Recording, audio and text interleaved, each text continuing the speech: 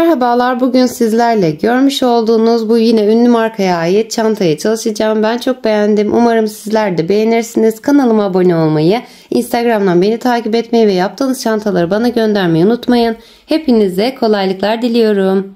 Çantamın yapımı çok uzun sürdüğü için 2 bölümden oluşuyor. Bu birinci videom. Açıklama kısmına ikinci video linkimi ekliyorum. Oradan ulaşabilirsiniz.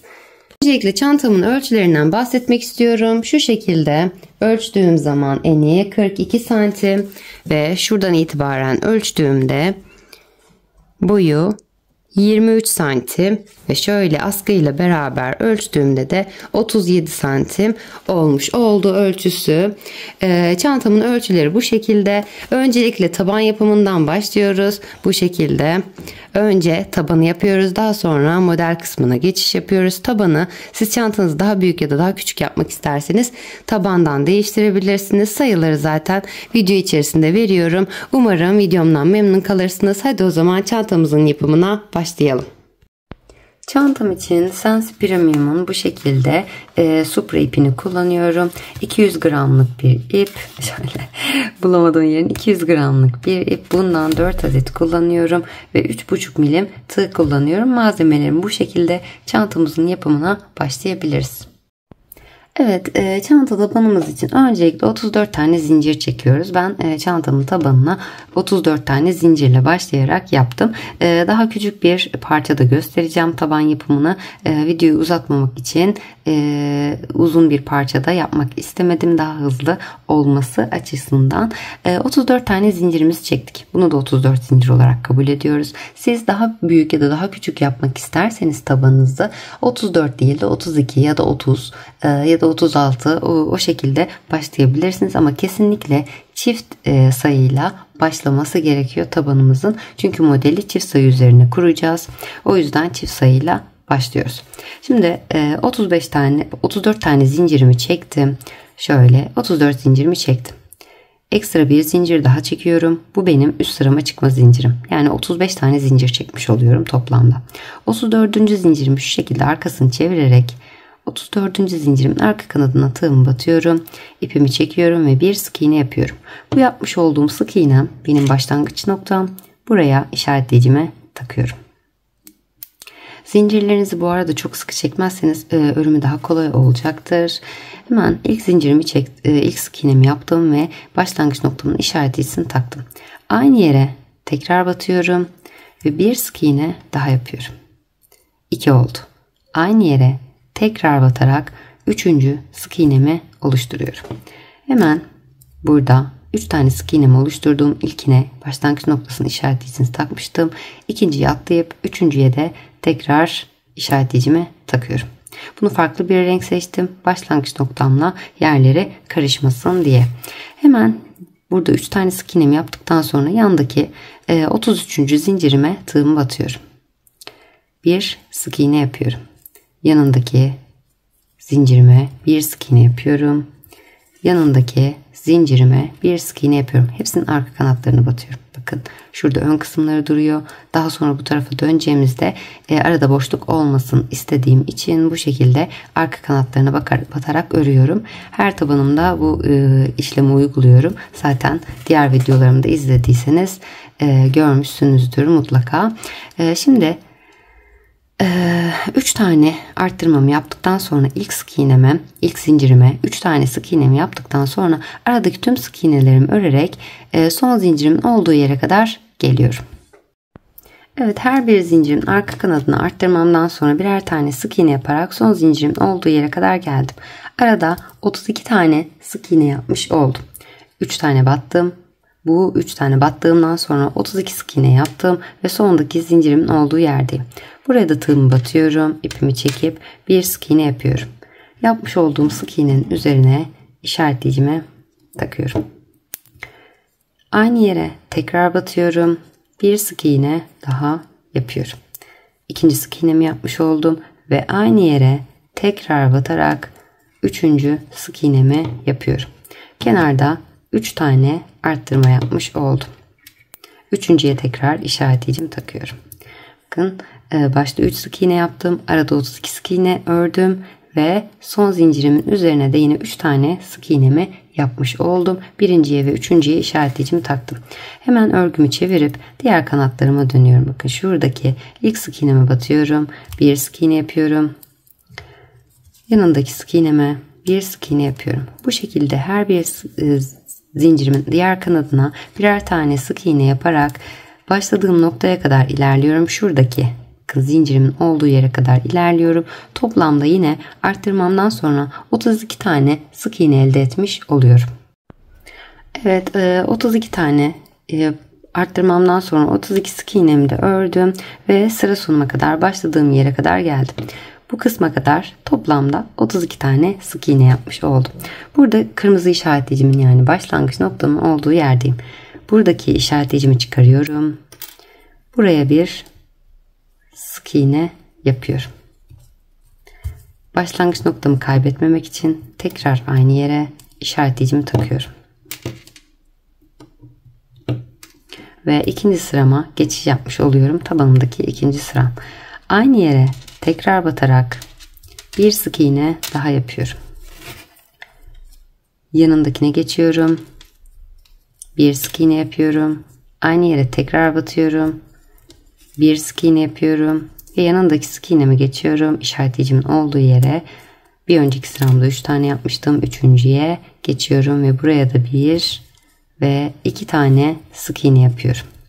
İkinciye işaretleyicimi takıyorum. 2 sık iğne yaptım. Üçüncüye ve buna da işaretleyicimi takıyorum. Yani bir önceki sıramda 3 tane olan sık iğnem bu sıramda her birime çift batarak 6'ya çıkarmış oldum. Hemen yanındaki sık iğneme geçiyorum. Bir sık iğne yapıyorum. Yanındaki sık iğneme bir sık iğne yapıyorum. Bu şekilde her bir sık iğnemin üzerine birer tane sık iğne yaparak yine işaretleyicimin olduğu yere kadar geliyorum. Arada yine aynı şekilde 32 tane sık iğnemi örmüş oluyorum. Evet, işaretleyicimin olduğu yere geldim. Burada işaretleyicimi çıkarıyorum.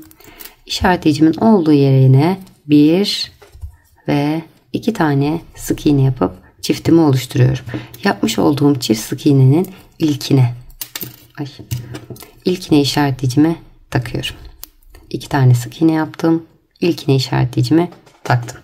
Hemen yanındaki sık iğneme geçiyorum. Bir sık iğne yapıyorum. Aynı yere tekrar batarak bir sık iğne daha yapıp çiftimi oluşturuyorum. Diğer tarafta ne yaptıysam burada da aynı işlemi uyguluyorum. Hemen buradaki işaretleyicimi çıkarıyorum. Üçüncüye geldim.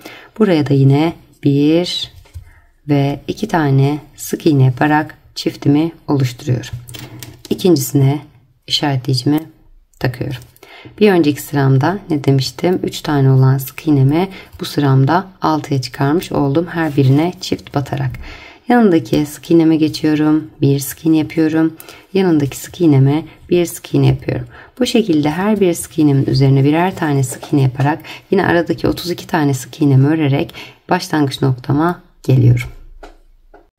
Evet, başlangıç noktama kadar geldim. Burada işaretleyicimi çıkarıyorum. Ve işaretleyicimin olduğu yere bir sık iğne yapıp işaretleyicimi takıyorum ve 3. sırama geçiş yapmış oluyorum.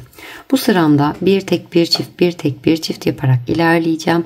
Tekle başlayacağım çünkü bir tek bir çift, yani tek sıramdayım, tekle başlıyorum. Bir tek yaptım, yanındaki sık iğneme geçtim, 1 ve 2 kez battım, çiftimi oluşturdum. Yanındaki sık iğneme geçiyorum, bir tek yapıyorum. Yanındaki sık iğneme geçiyorum, 1 ve 2 kez batarak çiftimi oluşturuyorum. Sonda 2 tane sık iğnem kaldı. Bakın, buna bir tek yapıyorum. Son işaretleyicimin olduğu yere de işaretleyicimi çıkarıp 1 ve 2 kez batarak çiftimi oluşturuyorum. Ve ikincisine, çiftimin ikinci sık iğnesine işaretleyicimi takıyorum. Ne demiştim? Tekle başladım. Bir tek, bir çift, bir tek, bir çift, bir tek ve çiftle bitirdim. Tekle başlarsak çiftle, çiftle başlarsak tekle bitiriyoruz. Bu önemli bir nokta. Yerlerin karışmaması ve hata yapmamamız için hemen Yanındaki sık iğneme geçiyorum. Bir sık iğne yapıyorum. Yanındaki sık iğneme bir sık iğne yapıyorum. Bu şekilde yine aradaki 32 tane sık iğnemi örüyorum. Evet, aradaki 32 sık iğnemi ördüm. İşaretleyicimin olduğu yere geldim. Burada işaretleyicimin olduğu yere bir tane sık iğne yapıp işaretleyicimi takıyorum. Bakın bu tarafta ne yaparsak burada da aynı işlemi yapıyoruz. Tekle başladık. Bir tek bir çift, bir tek bir çift şeklinde ilerleyerek çiftle bitirdik. Burada da tekle başlıyoruz yine. İşaretleyicimin olduğu yere bir sık iğne yaptım ve işaretleyicimi taktım. Yanındaki sık iğneme geçiyorum. Bir ve iki tane sık iğne yapıyorum. Çiftimi oluşturdum. Bir tek bir çift oluşturmuş oldum. Yanındaki sık iğneme tek, yanındaki sık iğneme çift sık iğne yapıyorum. Bir ve iki kez atıyorum. Yanındaki sık iğneme geçiyorum. Bir sık iğne yapıyorum ve tekimi oluşturuyorum. Son işaretleyicimin olduğu yerdeyim. Tekle başlamıştım. Çiftle bitiriyorum. Bir ve iki tane sık iğne yapıyorum. Ben ikinciye işaretleyicimi takıyorum.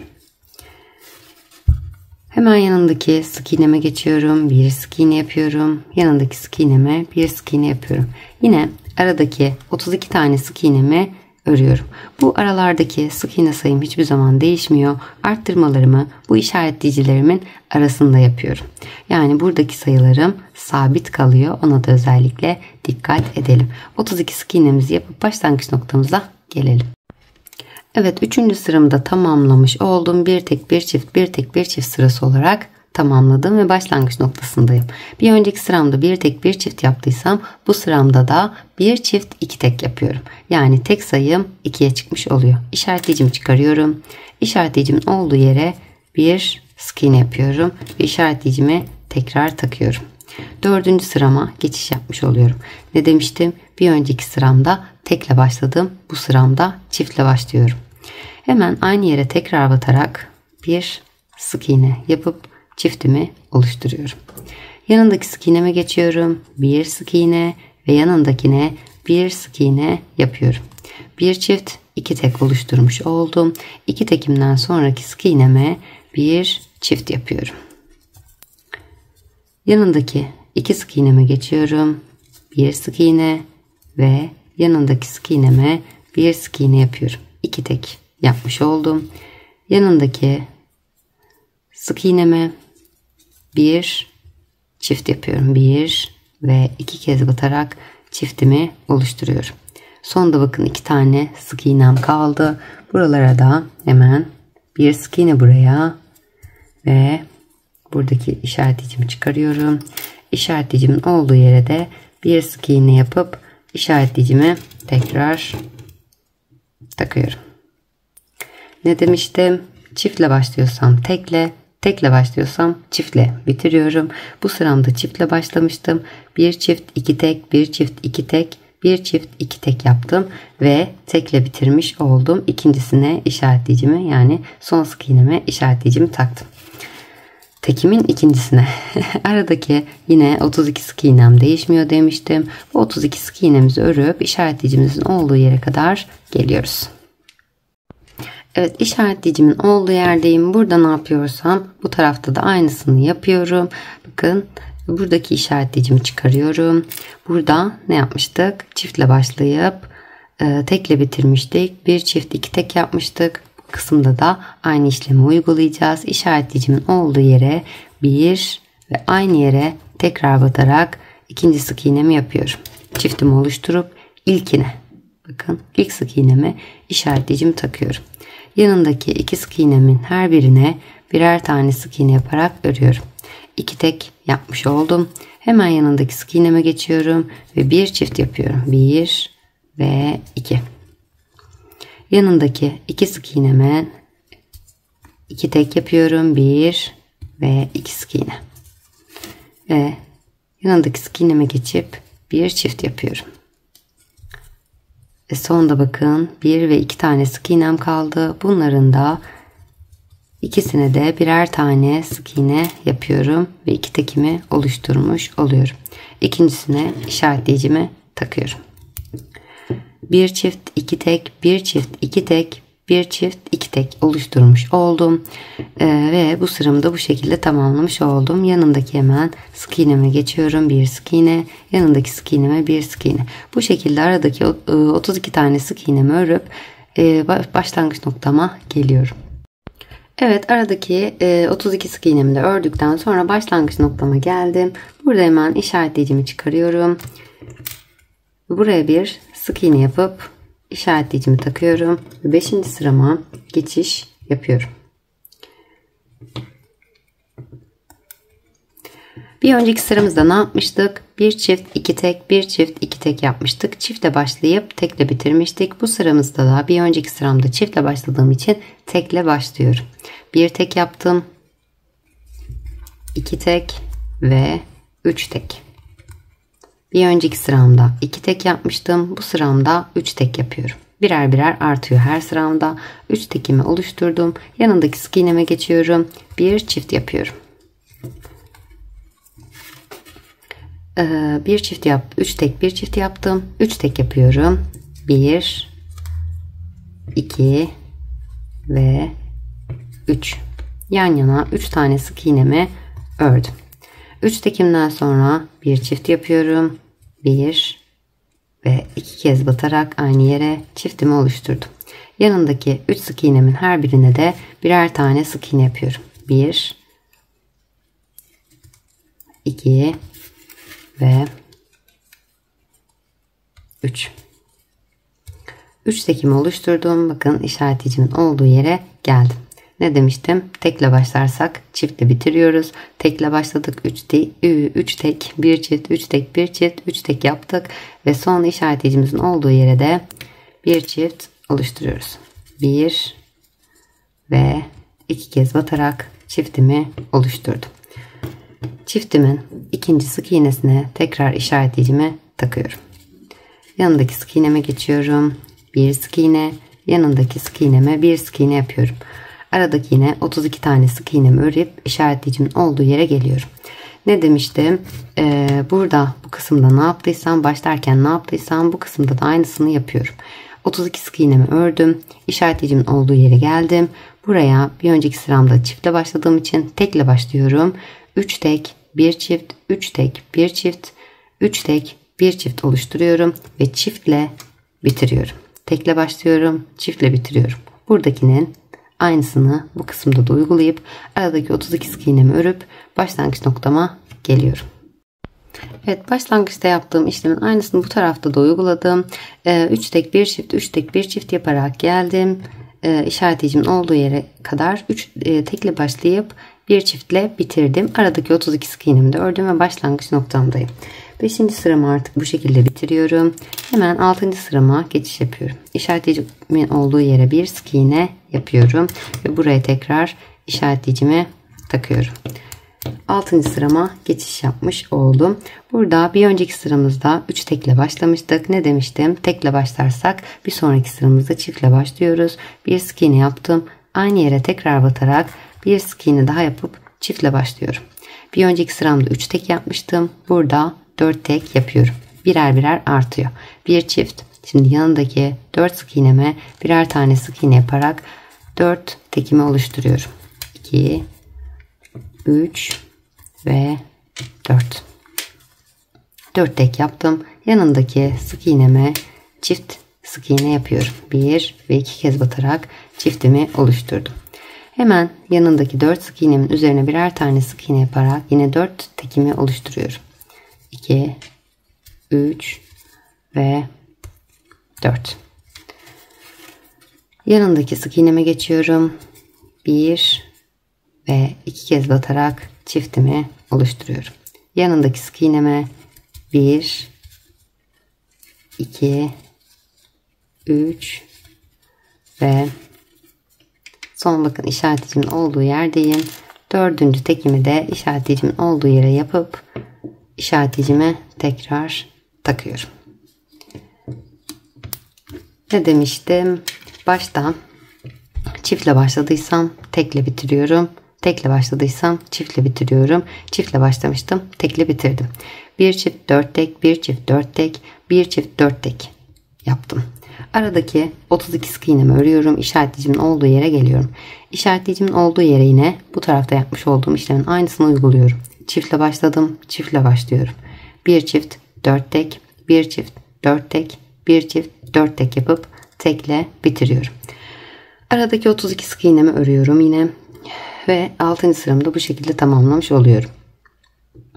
Burada işaretleyicimin olduğu yere geldim. 7. sırama geçiş yapıyorum.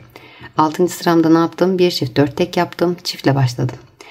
7. sıramda 5 tek bir çift yapacağım. O yüzden bir önceki sıramda çiftle başladığım için bir sonraki sıramda tekle başlıyorum. Yani 5 tek bir çift 5 tek bir çift şeklinde ilerliyorum ve tekle başladığım için çiftle bitiriyorum. Aradaki 32 sık iğnemi örüyorum. Yine bu tarafta yapmış olduğum işlemin aynısını uygulayarak 5 tek bir çift 5 tek bir çift şeklinde ilerleyerek işaretleyicimin olduğu yere kadar geliyorum. Burada tekle başladığım için çiftle bitiriyorum. Bu kısımdaki işlemin aynısını bu tarafta da uyguluyorum. Aradaki 32 sık iğnem hiç değişmiyor demiştim. Aradaki 32 sık iğnemi örüyorum ve başladığım noktaya geliyorum. 8. sırama geçişim için 7. sıramda 5 tek bir çift yaptığım için 8. sıramda bir çift 6 tek yapıyorum. Birer birer artıyor her sıramda. Bir önceki sıramda tekle başladığım için çiftle başlıyorum. Bir çift 6 tek, bir çift 6 tek yapıyorum. Çiftle başladığım için tekle bitiriyorum. Aradaki 32 sık iğnemi örüyorum. Yine bu tarafta yapmış olduğum işlemin aynısını uygulayarak bir çift 6 tek, bir çift 6 tek şeklinde ilerliyorum. Aradaki yine 32 sık iğnem değişmiyor. Başladığım noktaya geliyorum. Ve 9. sırama geçiş yapıyorum. 9. sıram benim tabanımdaki son sıram. 9. sıramda da bir önceki sıramda bir çift 6 tek yapıp çiftle başladığım için tekle başlıyorum. 7 tek, bir çift, 7 tek, bir çift şeklinde ilerleyerek tekle başlayıp çiftle bitiriyorum. Aradaki 32 sık iğnemi örüyorum. Yine bu tarafta yapmış olduğum işlemin aynısını burada da uyguluyorum. Tekle başlıyorum. 7 tek, bir çift, 7 tek, bir çift, 7 tek, bir çift şeklinde çiftle bitiriyorum. Aradaki 32 sık iğnemi örüyorum ve tabanım hazırlanmış oluyor. Toplamda son sıramda, son taban sıramda 118 konuşamadım, niye öyle oldu? 118 tane sık iğnem oluşmuş oluyor tüm tabanımın etrafında ve daha sonrasında model kurulumuna geçiyorum. Daha detaylı bir elimden geldiğince detaylı anlatmaya çalıştım ama daha detaylı bir taban yapımı isterseniz yine açıklama kısmına linkini ekleyeceğim. Daha önce uzun anlattığım bir taban yapım videom vardı, oval taban yapımı. Oradan da ulaşabilirsiniz ama zaten birkaç sıra ya bu kısma kadar gelene kadar ördüğümüz şekilde yeterince anlaşılır olmuştur diye umut ediyorum. Tabanımızı hazırlayalım, ütümüzü yapalım ve model yapımımıza başlayalım. Tabanımı artık tamamladım. Dediğim gibi 7 tek bir çift 7 tek bir çift sırası hazırlayana kadar en son o sıraya kadar geldim. En son 7 tek bir çift 7 tek bir çift şeklinde kenarlarda arttırmalarımı yaptım. Toplamda 116 tane bütün kenarımda 116 tane sık iğne elde etmiş oldum. Son olarak ölçülerinden de bahsedeyim. Uzunluğu tabanımın 28 santim. Şöyle eni de 10 santim oldu. Siz dediğim gibi daha büyük ya da daha küçük yapmak isterseniz ortadaki zincirden başlayarak bu şekilde yapacaksınız ya da daha kalın, boyu iyi ise daha kalın yapmak isterseniz daha fazla sıra, ya ben 9 sıra yaptım. Siz 10 sıra 11 sıra şeklinde de ilerleyebilirsiniz. Sadece önemli olan en başta da söylemiştim. Ben 34 zincirle başladım. Artı bir zincir yaptım. Üst sırama çıkışta kullanmak için. Siz de yine çift sayıyla başlamanız gerekiyor. Yani mesela atıyorum daha küçük yapacaksanız 30 zincir çekeceksiniz. Bir tane de artı üst sıraya çıkmak için 31 zincir çekip 30 sık iğne şeklinde başlayacaksınız. Bu şekilde sonunda her sıramda 6'şer 3 bu tarafta 3 bu tarafta arttırma yaptığım için sonunda çift sayıya ulaşabilmek için çiftle başlamamız gerekiyor. Tabanımızdaki en önemli püf noktamız bu.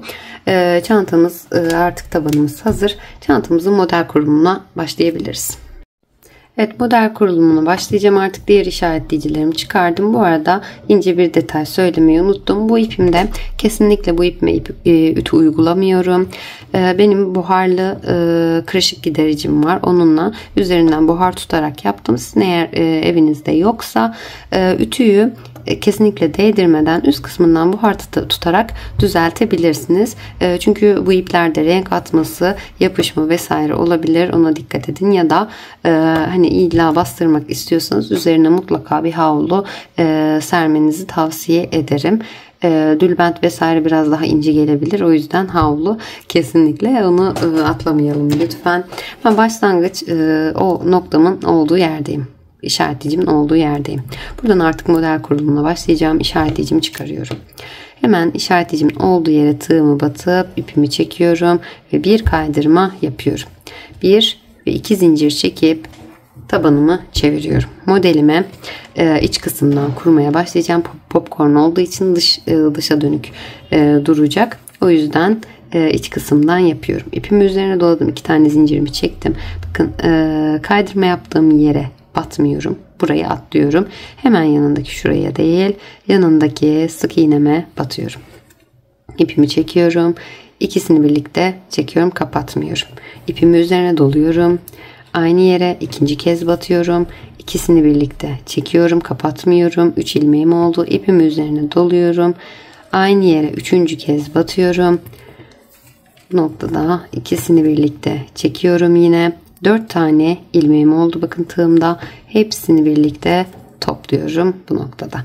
İpimi üzerine doladım. Biraz önce kaydırma yapmış olduğum yere geri dönüyorum şu anda. İpimi üzerine doladım. Hemen geriye batıyorum. İpimi çekiyorum. İkisini birlikte çekiyorum, kapatmıyorum. İpimi üzerine doluyorum. Aynı yere ikinci kez batıyorum. İpimi çekiyorum. İkisini birlikte çekiyorum. 3 tane ilmeğim oldu. Geriye geldiğimizde 2 kez batıyoruz.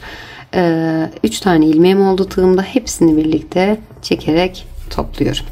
İpimi üzerine doladım. Bakın burada yine atlayacağız. Bir tane sık iğne.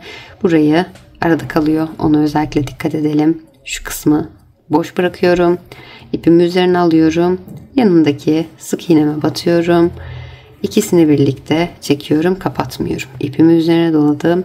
Aynı yere ikinci kez battım. İkisini birlikte çekiyorum, kapatmıyorum. İpimi üzerine doladım. Aynı yere üçüncü kez battım. İkisini birlikte çektim. 4 tane ilmeğim oldu tığımda. Hepsini birlikte topluyorum. İpimi üzerine doluyorum. Biraz önce atladığımız sık iğnemiz var şu arada. Bakın. Şurada, inşallah net gözüküyordur. Şurada. Buraya hemen geri dönüyorum. Şu şekilde tığımı batıyorum. İpimi çekiyorum. İkisini birlikte çekiyorum. Kapatmıyorum. İpimi üzerine doladım. Aynı yere ikinci kez battım. İkisini birlikte çektim. 3 tane ilmeğim var. Hepsini birlikte topluyorum. İleri giderken 3 kez batıyorum. Geri gelirken 2 kez batıyorum. Ve ikinci popcornumu da bu şekilde oluşturmuş oldum. Parmağımızla şöyle sıkılarsak çok daha iyi bir görüntü olacak. Şu şekilde ittirerek yaparsak. İpimi üzerine doluyorum. Yanındaki sık iğnemi atlıyorum. Diğerine batıyorum. İkincisine batıyorum. İkisini birlikte çektim. İpimi üzerine doladım. İkinci kez batıyorum. İkisini birlikte çektim. İpimi üzerine doladım. Üçüncü kez battım. İkisini birlikte çektim. 4 tane ilmeğim oldu. Hepsini birlikte topladım. İpimi üzerine doladım. Atladığım sık iğneme geri dönüyorum şimdi. Şurada atlamış olduğum sık iğneme tekrar battım. İpimi çektim. İkisini birlikte çekiyorum. İpimi üzerine doladım. İkinci kez battım. İpimi çektim. İkisini birlikte çektim. 3 tane ilmeğim var. Geri gelirken 2 kez batıyoruz demiştim. Hepsini birlikte topluyorum. Şu şekilde parmağımla en son bitiriyorum. Bakın görüntüm oluşmaya başladı. İpimi üzerine doladım. İlk sık iğnemi atladım. İkincisine batıyorum. İpimi çekiyorum. İkisini birlikte aldım. İkinci kez battım. İkisini birlikte aldım. İpimi üzerine dolayıp üçüncü kez battım. İkisini birlikte aldım. 4 ilmeğim var. Hepsini birlikte topladım. İpimi üzerine doladım. Atladığım sık iğneme döndüm. İkisini birlikte aldım, bir kez battım. İpimi üzerine doladım. Aynı yere ikinci kez battım. İkisini birlikte çektim. 3 tane ilmeğim var tığımda ve hepsini birlikte şöyle topladım. Evet, bu şekilde 4 tane popcornumu oluşturdum. Böyle bir sık iğne atlayıp ikincisine batarak 3 kere batarak 2 kere de çekiyorum. Hepsini birlikte toplayıp bir geri geliyorum. Geri geldiğimi 2 kez batıyorum. Aynı işlemleri tekrarlaya sıra sonuna kadar geliyorum. Evet, popcornlarımı oluşturarak sıra sonuna kadar geldim. Bakın sonunda 2 tane sık iğnem kalmış oldu. Toplamda bu 2 sık iğneme kadar 58 tane popcorn elde ettim. Toplamda 59 tane popcornum oluşacak. 118 tabanımı bitirdiğimde 118 tane sık iğnem vardı. Her iki ilmeğime, her iki sık iğneme birer tane popcorn yaparak 59 tane popcorn elde etmiş olacağım. Yani 118'i 2'ye böldüğümde 59 sayısını elde ediyorum. Sizin tabanınızın sayısı daha farklıysa 2'ye bölüp kaç sayı çıktıysa ona göre popcornunuzu hesaplarsanız yanlış ya da doğru yapıp yapmadığınızdan tamamen emin olabilirsiniz. Bu şekilde 58 tane popcornumu oluşturdum. Son popcornumu da oluşturacağım. Şimdi ipimi üzerine doladım. Bakın ilkine batmıyorum, yine ikincisine batıyorum. İlkine atlıyorum. İpimi çekiyorum. İkisini birlikte topluyorum. İpimi üzerine alıyorum. Aynı yere tekrar batıyorum. İkinci kez. İkisini birlikte çekiyorum. Kapatmıyorum. İpimi üzerine doluyorum. Aynı yere tekrar batıyorum. Üçüncü kez battım. İkisini birlikte çekiyorum. 4 tane ilmeğim oldu tığımda. Hepsini birlikte topluyorum. İpimi üzerine doluyorum. Atlamış olduğum sık iğneme tekrar dönüyorum. Geriye battım. İpimi çektim. İkisini birlikte çekiyorum. Kapatmıyorum. İpimi üzerine doluyorum. Tekrar geriye battım. İkisini birlikte çekiyorum. İkinci kez battım. 3 tane ilmeğim oldu. Hepsini birlikte çekerek popcornumu oluşturuyorum. Bakın burada başladığım yer var. Yani 59. popcornumu da yapmış oldum. Başladığım yere geldim. Başladığım noktaya. Bakın şurası. Şöyle. Baktığınız zaman şurada zaten popcorn tepesinde duruyor. Hemen bu noktaya tığımı batıp ipimi çekiyorum ve bir sık iğne yapıyorum. Bu noktada hemen bir işaretleyici takacağım. Başlangıç noktamı belirlemek için yapmış olduğum sık iğnenin üzerine işaretleyicimi takıyorum. Model sıramda ikinci sırama geçmiş oldum. Bu sıramı hep sık iğnelerle devam ettireceğim. Yanındaki boşluğuma batıyorum. Bakın ipimi çekiyorum. Sık iğnemi oluşturuyorum. Yanındaki boşluğuma batıyorum. İpimi çekip sık iğnemi oluşturuyorum. Yanındaki boşluğuma sık iğnemi yapıyorum. Yanındakine sık iğnemi yapıyorum. Çok sıkı yapmayalım ki döndüğümüzde bir sonraki popcorn sırasında daha rahat örebilelim. Bu şekilde her bir boşluğuma birer tane sık iğne yaparak buradaki başladığım noktaya kadar geliyorum. Ne demiştim? Tabanda 118 tane sık iğne ile başladım.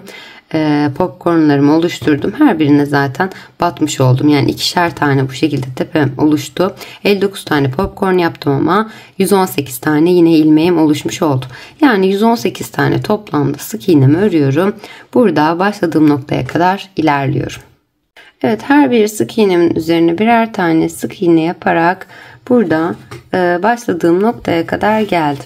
Hemen bu noktada işaretleyicimi çıkarıyorum. İşaretleyicimin olduğu yere tığımı batıyorum. İpimi çekip kaydırmamı yapıyorum. Toplamda 118 tane sık iğne elde etmiş oldum. İkinci sıramda artık üçüncü sırama geçiyorum. Bu sıramda tekrar popcorn oluşturacağım. 1 ve 2 tane zincir çekiyorum. İpimi üzerine doluyorum.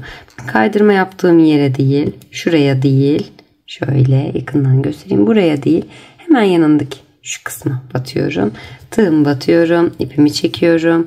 İkisini birlikte çekiyorum. Kapatmıyorum. İpimi üzerine doluyorum. Aynı yere ikinci kez batıyorum. İpimi çekiyorum. Kapatmıyorum. İpimi üzerine doluyorum. Aynı yere üçüncü kez batıp ikisini birlikte çekiyorum. 4 tane ilmeğim var tığımda. Hepsini birlikte çekerek kapatıyorum. İpimi üzerine doluyorum.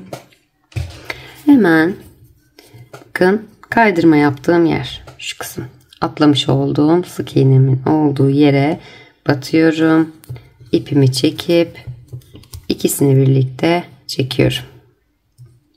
Takıldı. Çekemedim. Evet. İkisini birlikte çekiyorum. İpimi üzerine doluyorum. Aynı yere ikinci kez batıyorum. Yine ikisini birlikte çekiyorum. 3 tane ilmeğim oldu. Hepsini birlikte çekerek popcornumu oluşturuyorum. Hemen ipimi üzerine doladım. İkinci popcornuma geçiş yapıyorum. İlk sık iğnemi atlayıp ikincisine tığımı batıyorum. Şuradakini atlıyorum. İkincisine tığımı batıp 3 kere batıyorum. 2 kere de çekiyorum. 1 2 ve 3. İkisini birlikte çektim. Toplamda 4 tane ilmeğim oldu. Hepsini birlikte çekerek kapatıyorum. İpimi üzerine doluyorum. Bakın şurada atlamış olduğum sık iğneme tekrar dönüyorum. Tığımı batıyorum. İpimi çekiyorum. İkisini birlikte çekiyorum. Kapatmıyorum. İpimi üzerine doluyorum. Aynı yere ikinci kez battım. İkisini birlikte çekiyorum. 3 tane ilmeğim oldu. Hepsini birlikte çekerek popcornumu oluşturuyorum. İpimi üzerine doladım. Yanındaki sık iğnemi atlayıp ikincisine batıyorum. İpimi çekiyorum. İkisini birlikte çekiyorum. Kapatmıyorum. İpimi üzerine doluyorum. Aynı yere ikinci kez battım. İkisini birlikte çektim. İpimi üzerine doladım. Aynı yere üçüncü kez battım. İkisini birlikte çektim. Burada 4 tane ilmeğim var. Hepsini birlikte çekiyorum. İpimi üzerine doluyorum. Atlamış olduğum sık iğneme şuradaki geri dönüyorum. İpimi çekiyorum. İkisini birlikte çekiyorum. Kapatmıyorum. İpimi üzerine dolayıp ikisini birlikte çekiyorum. İkinci kez battım. 3 tane ilmeğim oldu. Hepsini birlikte çekiyorum. Üçüncü popcornumu da bu şekilde oluşturmuş oldum. Bir önceki sıramda, popcorn sıramda yapmış olduğum işlemlerin aynısını uyguluyorum yani. Bir atlıyorum, bir sık iğne atlayıp ikincisine 3 kez batarak 2 kere de çekiyorum. Hepsini bir topluyorum. Daha sonra bir geri geliyorum. Buraya da 2 kez batıyorum. İkisini birlikte çekerek 2 kez batıyorum. 3 tane ilmeğim oluyor. Hepsini birlikte topluyorum ve popcornumu oluşturmuş oluyorum. Yine bir sonraki popcornumda bir sık iğne atlayıp ikincisine batıyorum. Daha sonrasında diğerine tekrar dönüyorum. Bu şekilde ilk sıramda yapmış olduğum işlemin aynısını tekrarlıyorum. 59 tane popcornumu yine oluşturuyorum sıra sonuma kadar. Sıra sonumda da sık iğne sıramda yaptığım gibi en başta bakın şöyle biraz boş bırakayım. Şurada en baştaki yapmış olduğum yere batıp sık iğnemi yapıyorum. İşaretleyicimi takıp başlangıç noktamı belirliyorum ve 118 tane ilmeğimin her birine birer tane sık iğne yaparak yine başladığım noktaya geliyorum. 2 zincir çekip 1, 2, 3, 4'teyim. 5. sırama geçiş yapıyorum. 5. sıramda da yine popcorn sıram oluyor. 59 tane popcornumu yine aynı şekilde oluşturuyorum.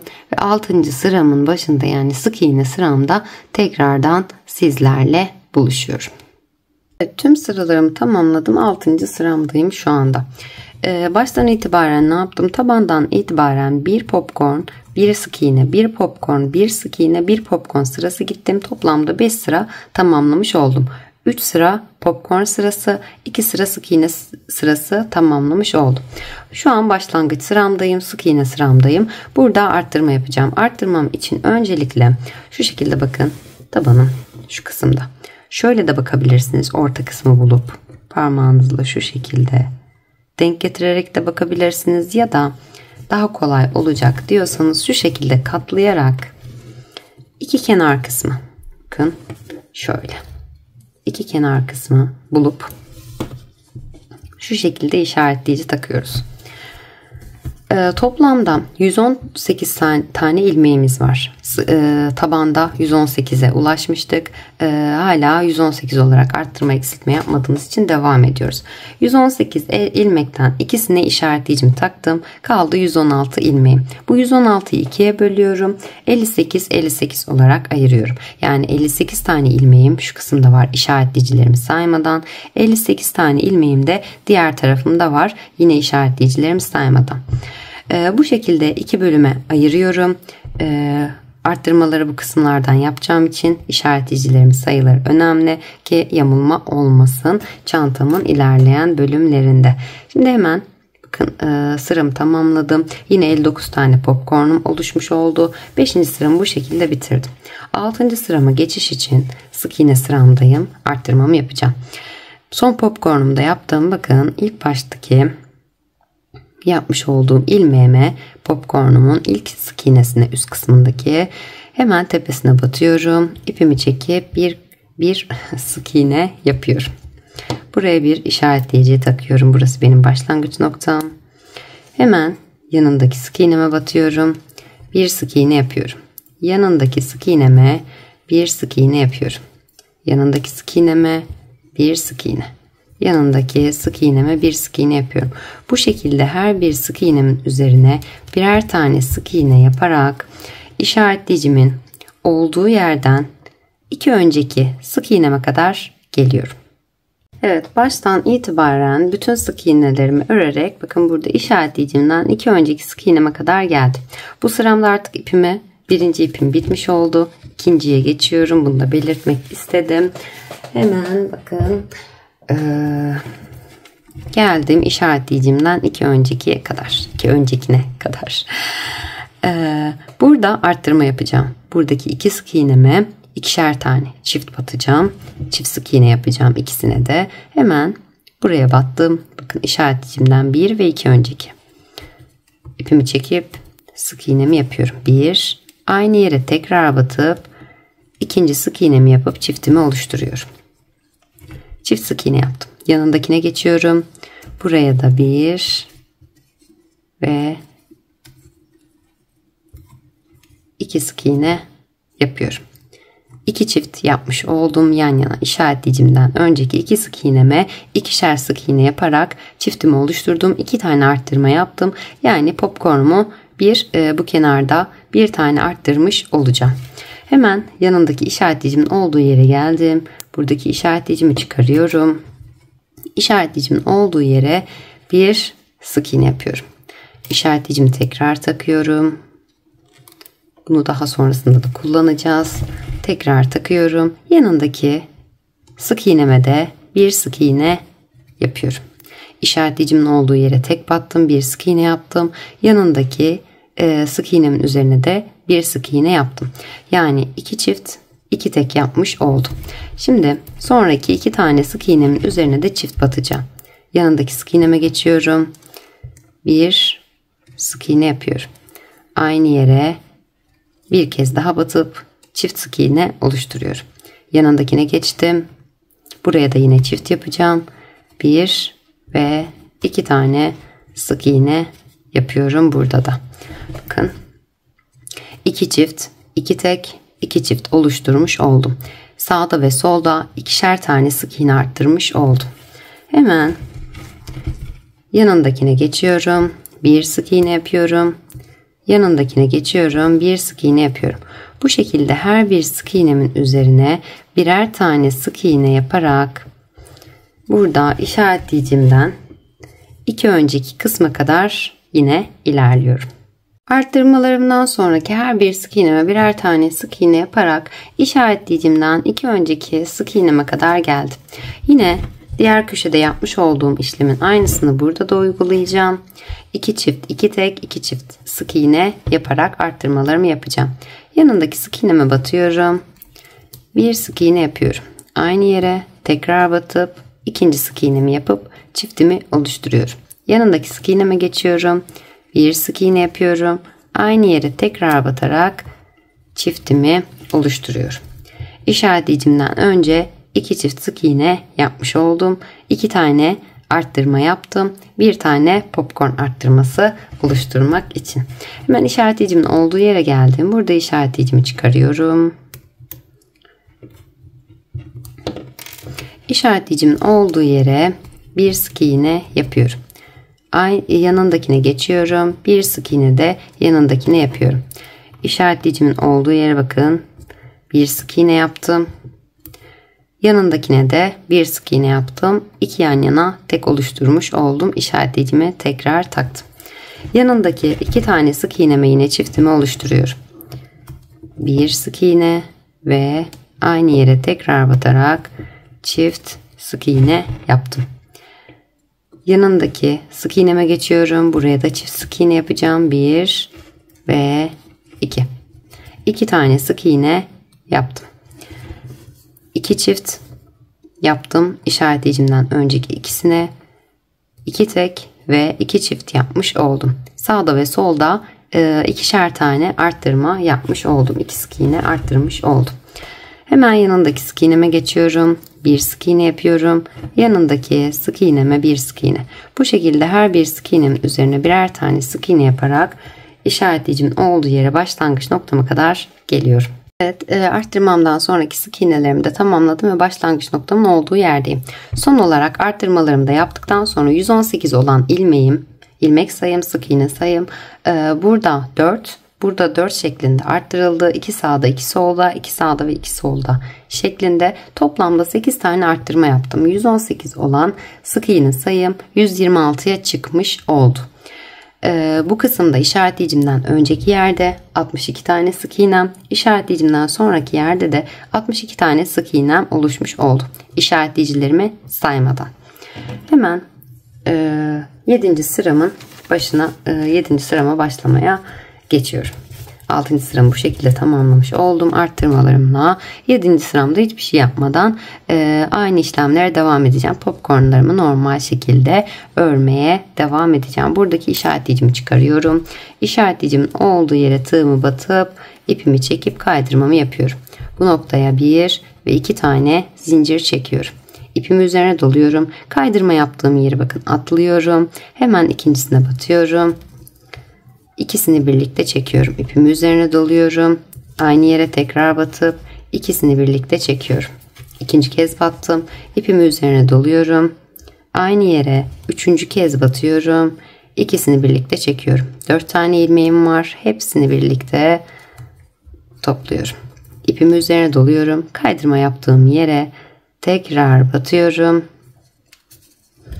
İkisini birlikte çekiyorum. İpimi üzerine doluyorum. Aynı yere ikinci kez batarak ikisini birlikte çekiyorum. 3 tane ilmeğim var. Hepsini birlikte toplayarak popcornumu oluşturuyorum. İpimi üzerine dolayıp ikinci popcornumu yapmaya geçiyorum.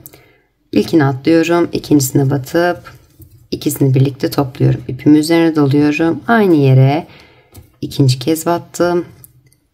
İpimi üzerine dolayıp üçüncü kez battım. 4 ilmeğim var. Hepsini birlikte topluyorum. İpimi üzerine dolayıp boş bıraktığım sık iğneme tekrar dönüyorum. Tığımı batıp 2 kez batarak 2 kere de çekerek 1 ve ikinciyi batıyorum.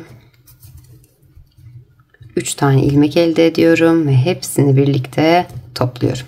İkinci popcornumu da yapmış oldum. Bu şekilde popcornlarıma devam ederek burada işaretleyicimin olduğu yere kadar ilerliyorum.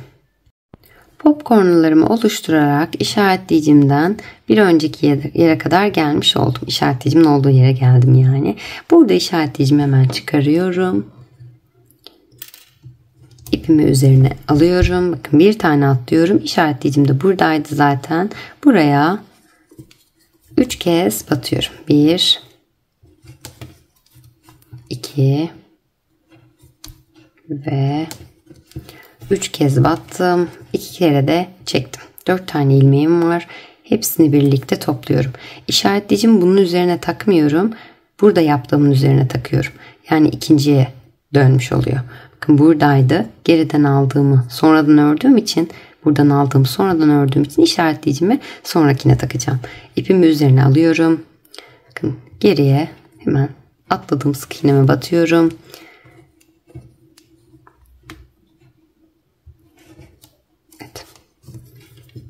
ipimi çekiyorum. İkisini birlikte çekiyorum. Kapatmıyorum. İpimi üzerine alıyorum.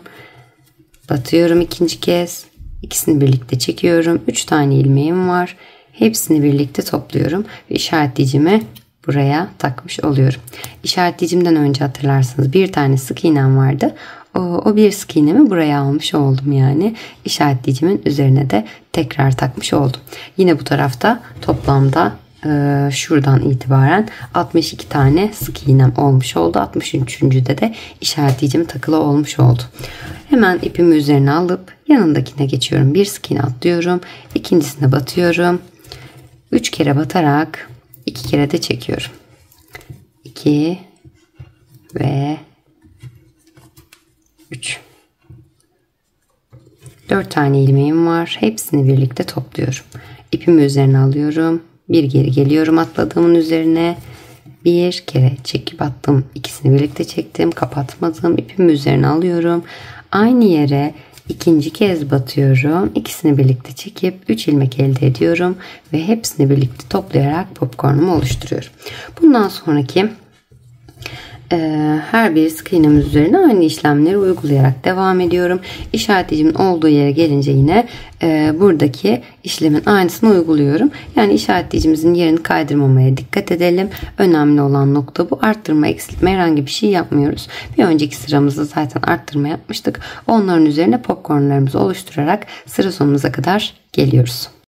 Evet, tüm popcornlarımı tamamladım. 7. sıramda da bakın bu sefer işaretleyicimi şu tarafta ikincisine yapmıştım. Bir popcornumu yaparken ikincisine takmıştım. Şöyle 2 tane çekip topladığıma takmıştım.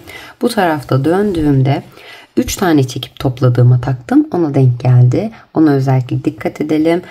Zaten 62 bu tarafta, 62 bu tarafta olması gerekiyordu. İşaretleyicilerimizin yerini kaybetmeyelim. 7. sıramı tamamladım. Son olarak saydığımda 63 tane popcornum olmuş oldu.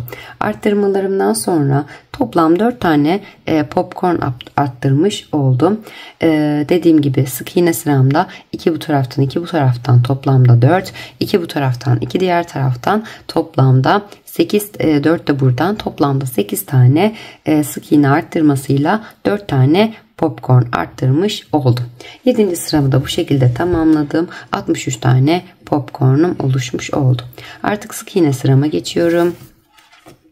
Son popcornumu da yaptıktan hemen sonra bakın ilk başta başladığım yere tığımı batıp ipimi çekiyorum ve bir sık iğne yapıyorum. Sık iğneyi yaptığım yere işaretleyicimi takıyorum. Başlangıç noktamı kaybetmemek için. Hemen yanındaki sık iğneme geçiyorum. Bir sık iğne yapıyorum. Yanındaki sık iğneme bir sık iğne.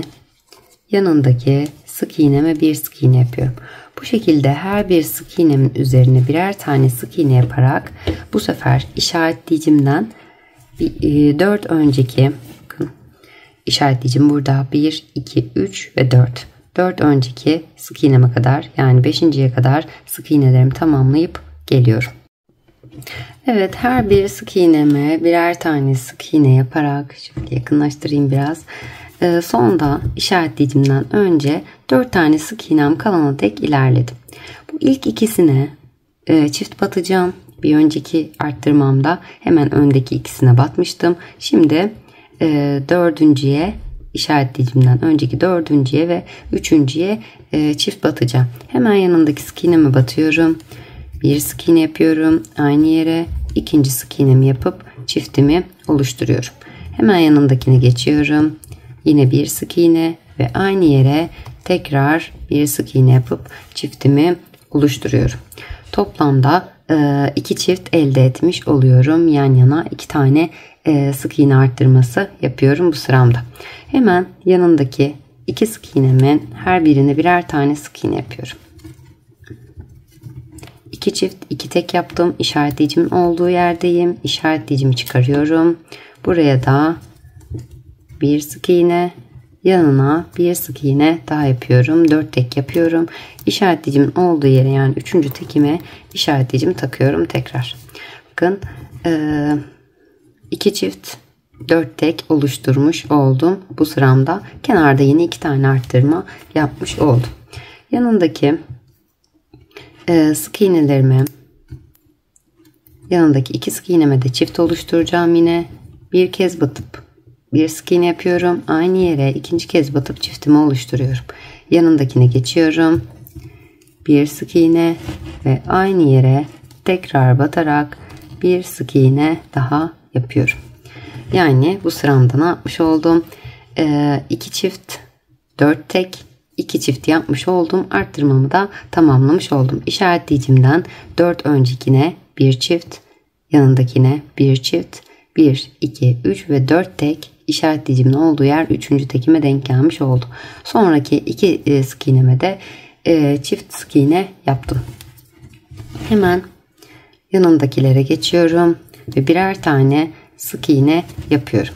Bu şekilde işaretleyicimin olduğu yere kadar her bir sık iğnemin üzerine birer tane sık iğne yaparak işaretleyicimden yine 4 öncekine geliyorum. 1, 2, 3 ve 4. Buna çift batıyorum. Yanındakine çift batıyorum. Yine 2 çift yapıyorum. Aradaki 1, 2, 3 ve 4 sık iğneme tek batıyorum ve sonraki 2 sık iğneme çift batıyorum. Yani şu tarafta yaptığım işlemin aynısını bu kısımda da uyguluyorum. 2 çift 4 tek, 2 çift şeklinde arttırmamı tamamlıyorum. Sonraki sık iğnelerimin hepsini örerek başlangıç noktama geliyorum. Evet, arttırmalarımı yaptıktan sonra her bir sık iğnemin üzerine birer tane sık iğne yaparak işaretleyicimden 4 öncekine kadar geldim. 2 çift 4 tek, 2 çift oluşturdum. Sonraki sık iğnelerimi de ördüm ve başlangıç noktamdayım.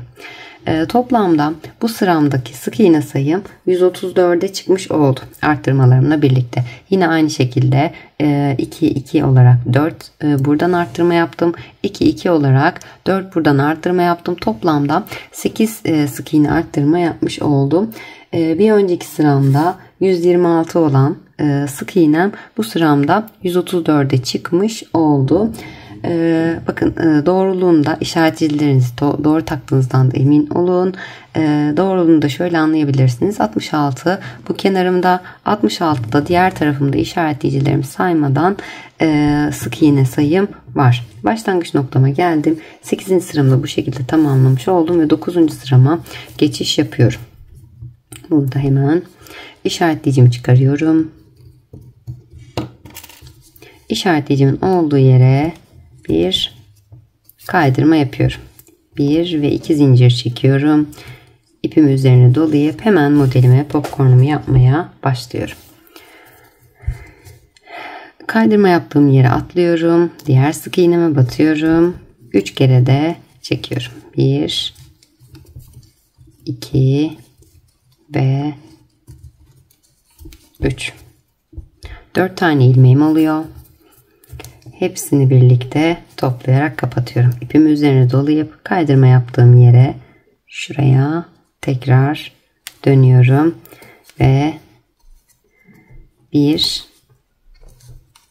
2 kez batıyorum. 2 kere de çekerek 3 tane ilmek elde edip hepsini birlikte topluyorum. Popcornumu oluşturmuş oluyorum. Bu sıramda arttırma eksiltme herhangi bir şey yapmadan sadece popcornlarımı örüyorum. İşaretleyicimi taktığım yere özellikle dikkat ediyorum. Bir önceki popcorn sıramda göstermiştim zaten. Aynı şekilde işaretleyicimi takıyorum. Yine dönüyorum. Bütün sık iğnelerimin üzerine popcornlarımı oluşturuyorum. Ve yine diğer işaretleyicimin olduğu yere gelip işaretleyicimi doğru yere taktığımdan emin oluyorum. Sonraki sıralarımda kullanıyorum çünkü. Sonraki sık iğnelerim üzerine de popcornumu yaparak başladığım noktaya kadar geliyorum. Sonrasında sık iğne sırama geçiş yapıyorum. 9. sıramda başlangıç noktama bir sık iğne ile bağlıyorum. Yani şuraya bir sık iğne yaparak 10. sırama geçiş yapıyorum. Şu an 9. sıramda. 10. sırama geçiş yapıyorum. 8. sıram, 9. sıramı popcorn sırası olarak tamamlamış oluyorum. Sık iğne sıram 10. sıram oluyor. Buradan başlayarak sık iğnelerimi yapıyorum ve işaretleyicimin olduğu yerden bu sefer 6 önceki sık iğneme kadar arttırmam için geliyorum. Evet, en son 8. sıramızda ne yapmıştık? Kenarlarda arttırmalarımızı yapmıştık. 2 çift 4 tek, 2 çift 4 tek şeklinde ilerleyerek iki kenarda da arttırmamı yapıp toplamda 8 tane arttırma yapmıştım. 9. sırama geçiş yaptım. Her bir sık iğnemin üzerine popcornlarımı tamamladım. Toplamda 67 tane popcornumu elde etmiş oldum. En son 134 tane ilmeğim oluştu tığımda. 67 tane de şu şekilde popcornlarımı tamamladım ve artık 10. sırama geçtim. 10. sıramın başında sık iğne ile üst sırama çıkarken 10. sırama çıkarak her bir sık iğnemin üzerine birer tane sık iğne yaparak burada işaretleyicimin olduğu yerden bakın 1, 2, 3, 4, 5 tane sık iğnem kalana dek ördüm. Şöyle 1, 2, 3, 4, 5. 6. sık iğnemi örmüş oldum. Burada 5 tane sık iğnem var. Burada ve bu tarafta arttırmalarımı yapacağım yine. Bu benim artık son arttırma sıram. Daha sonrasında bir süre aynı şekilde devam edeceğiz. Şimdi biraz şöyle yakınlaştırıyorum. 5 tane sık iğnem var bakın. İşaretleyicimden önce. Hemen yanındaki 5. sık iğneme tığım batıyorum. Bir sık iğne yapıyorum. Aynı yere tekrar batarak bir sık iğne daha yapıyorum. Çiftimi oluşturuyorum. Yanındaki sık iğneme geçiyorum. Bir sık iğne yapıyorum. Yanındaki sık iğneme bir sık iğne yapıyorum. Bu şekilde çiftimi oluşturmuş oldum. Hemen yanındaki 3 tane sık iğnemin her birini birer tane sık iğneme yapıyorum.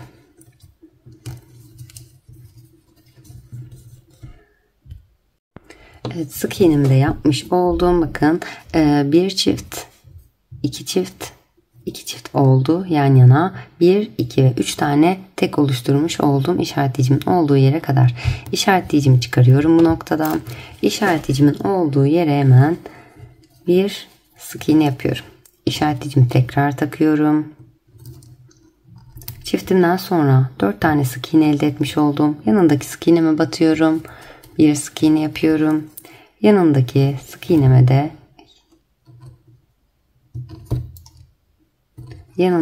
iğneme de bir sık iğne yapıyorum. Toplamda ne yaptım? 2 çift, yan yana 2 çift ve 1, 2, 3, 4, 5 ve 6 tane tek oluşturdum. 2 çift 6 tek oluşturmuş oldum. Arttırmamı bu şekilde yapıyorum. Hemen yanındaki 2 sık iğneme de çift yapacağım. Yanındaki sık iğneme geçiyorum. Bir sık iğne yapıyorum. Aynı yere tekrar batıyorum. Bir sık iğne daha yaparak çiftimi oluşturuyorum. Yanındaki sık iğneme geçiyorum. Bir sık iğne ve aynı yere tekrar batarak ikinci sık iğnemi oluşturup ikinci çiftimi yapmış oluyorum. 2 çift 6 tek, arada 6 tek 2 çift yapmış oldum. İşaretleyicimin yerini kaybetmeden ilerliyorum. Hemen yanındaki sık iğneme geçiyorum. Bir sık iğne yapıyorum. Yanındaki sık iğneme bir sık iğne yapıyorum. Bu şekilde her bir sık iğnemin üzerine birer tane sık iğne yaparak yine bakın işaretleyicimden önceki 5 tane sık iğnem kalana dek geliyorum. Evet, çiftimden sonra her bir sık iğnemin üzerine birer tane sık iğne yaparak işaretleyicimden 5 önceki sık iğneme kadar geldim. Burada yine diğer tarafta yapmış olduğum işlemin aynısını uygulayacağım. Hemen ilk sık iğneme, yani şu taraftan saydığımda 5. sık iğneme tığımı batıyorum ve bir sık iğne yapıyorum. Aynı yere tekrar batarak bir sık iğne daha yapıp çiftimi oluşturuyorum. Yanındaki sık iğneme geçiyorum. Bir sık iğne yapıyorum. Aynı yere tekrar batarak bir sık iğne daha yapıp çiftimi oluşturuyorum. Yanındaki sık iğneme bir sık iğne. Yanındaki sık iğneme bir sık iğne. Yanındaki sık iğneme bir sık iğne yapıyorum. Çiftimden sonra 3 tek yapmış oldum. 2 çift 3 tekim oldu. İşaretleyicimin olduğu yere geldim. İşaretleyicimi çıkarıyorum. Buraya da bir sık iğne yapıp işaretleyicime takıyorum. Hemen yanındaki bakın 4. sık iğnemi yapmış oldum. 4. tekime yanındaki sık iğneme geçiyorum. Bir tek yapıyorum. 5. tekim oldu. Yanındaki sık iğneme geçip bir sık iğne yapıp 6. tekimi oluşturuyorum. Hemen yanındaki 2 sık iğneme de çift oluşturacağım. Bir sık iğne yapıyorum. Aynı yere tekrar batıp bir sık iğne daha yapıp ilk çiftimi oluşturuyorum. Yanındaki sık iğneme geçiyorum. bir sık iğne yapıyorum. Aynı yere tekrar batarak bir sık iğne daha yapıyorum. İkinci çiftimi oluşturmuş oluyorum. 2 çift 6 tek 2 çift oluşturmuş oldum. Bu kenarımda da arttırmamda. Hemen yanındaki sık iğnelerime geçip her bir sık iğnemin üzerine birer tane sık iğne yaparak başladığım noktaya kadar ilerliyorum. Evet, sık iğnelerimi yaparak sıra sonuna kadar geldim. 10. sıramda bu şekilde tamamlamış oldum. Ne demiştim? Bu benim artık son arttırma sıram. Toplamda bütün sık iğnelerimi yaptıktan sonra bakın buralardan yine 2 buradan 2 buradan 2 buradan 2 buradan arttırma yaparak toplamda 8 tane sık iğne arttırması yapmış oldum. Yani bir önceki sık iğne sıramda 134 olan sık iğnem bu sıramda 142'ye çıkmış oldu. İşaretleyicilerimi saymadan, şu kısımları saymadan burada 70 tane sık iğnem, bu tarafta da 70 tane sık iğne elde etmiş oldum. Başlangıç noktama geldim ve bundan sonra artık popcorn sırama geçiş yapıyorum. Evet, 10. sıramı da tamamlamış oldum. Artık başlangıç noktamdayım. Hemen burada işaretleyicimi çıkarıyorum. İşaretleyicimin olduğu yere bir kaydırma yapıyorum. 2 zincir çekip 11. sırama geçiş yapıyorum. İpimi üzerine doluyorum. Kaydırma yaptığım yere atlayıp yanındakine bir kere batıp 2 kere de çekiyorum. İpimi üzerine doluyorum. Aynı yere ikinci kez batıyorum. İpimi üzerine doluyorum. Aynı yere 3. kez batıyorum. 4 tane ilmeğim oluyor. Hepsini birlikte çekip kapıyorum. İpimi üzerine dolayıp hemen geriye tekrar dönüyorum. İpimi çekiyorum. İkisini birlikte topluyorum. İpimi üzerine doluyorum. Aynı yere ikinci kez batarak ikisini birlikte alıyorum ve 3 tane ilmeğim oluyor. Hepsini birlikte toplayarak popcornumu oluşturuyorum. Artık 11. sıramdan sonra, yani bu sıramdan sonra arttırma eksiltme yapmadan devam ediyorum. Bir sıra popcorn, bir sıra sık iğne, bir sıra popcorn, bir sıra sık iğne sırası şeklinde ilerliyorum. 11. sıramda toplamda 71 tane sıra sonuna kadar 71 tane popcorn elde etmiş oluyorum. Bir önceki sıramda bu sayım 67 idi. 4 tane popcorn arttırmış oluyorum ve 71 tane popcornum oluşturuyorum. 11. sıramı bu şekilde tamamlıyorum. Sıra sonuma geliyorum. 12. sıramda her bir sık iğnemin üzerine birer tane sık iğne yapıyorum. Yine bakın 142'ye çıkarmıştık sık iğne sayımızı. 142 sık iğnemizi örüyoruz. Buradaki işaretleyicilerimizin yerini kaybetmiyoruz. Daha sonrasında eksiltme için kullanacağız. Bunları da devam ettiriyoruz. 12. sıramıza geçiyoruz popcorn sıramızda. Orada da yine 71 popcornumuzu tamamlıyoruz. 13. sıramızda yine aynı şekilde sık iğne sıramızı yapıyoruz. Bu şekilde yeteri uzunluğa gelene kadar bir sıra 71 popcorn, bir sıra 142 sık iğne şeklinde ilerliyoruz. Yeteri uzunluğa geldiğimizde tekrar eksiltmemiz için buluşuyoruz.